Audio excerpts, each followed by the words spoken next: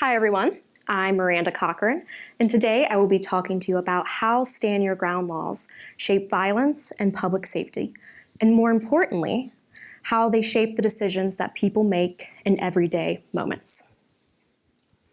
I'm sure you've either experienced this or at least seen videos of it online. Road rage incidents. Someone cuts someone off, they honk, they stop the car and step out. In that moment, you have a decision to make. Do you walk away from the confrontation? Or do you stand your ground, even if that means using lethal force? While that decision might feel personal, it's also shaped by the law. Because depending on where you are in the United States, the rules governing this situation are very different. And that's because self-defense law is different in each state. Traditionally, the US had something known as castle doctrine, and this basically means that your home is your safe space. If you felt threatened there, you have no duty to retreat before using deadly force. Some states have since expanded that by removing the duty to retreat in your car or even your workplace. Stand your ground laws take that one step further by removing the duty to retreat entirely.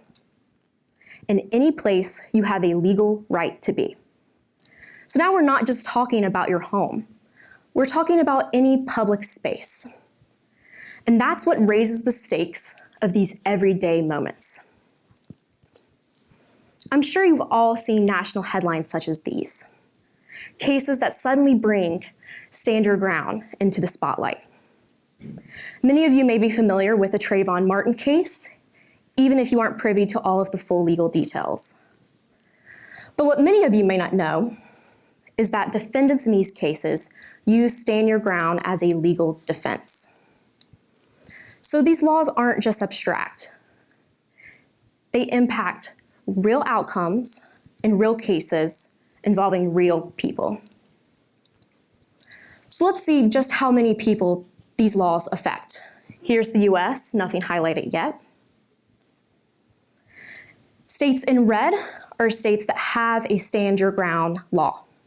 That's 30 states, which contains over half of the US population. But it doesn't stop there.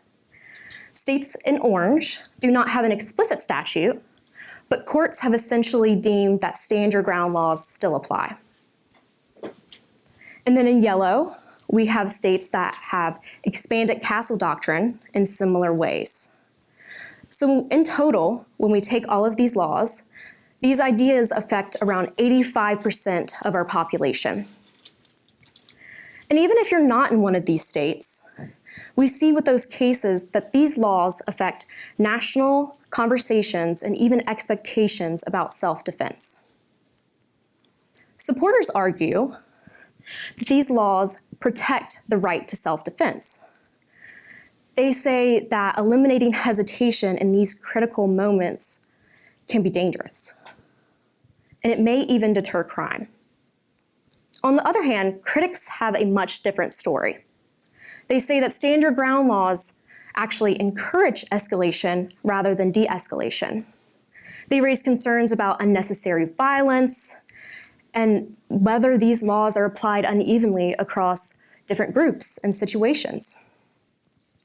So let's actually look at what the raw data says. This graph shows that states that have passed stand your ground laws have higher homicide rates than those that do not have these laws.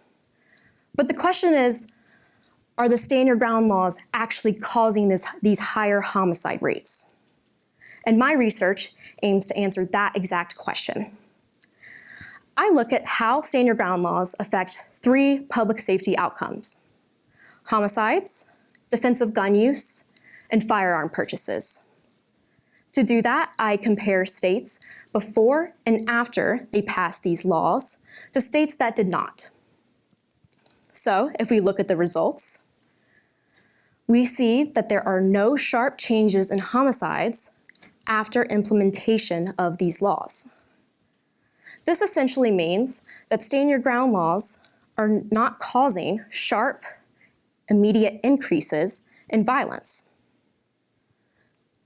And when we zoom out to all of my other outcomes, we see that stand your ground laws are causing small effects.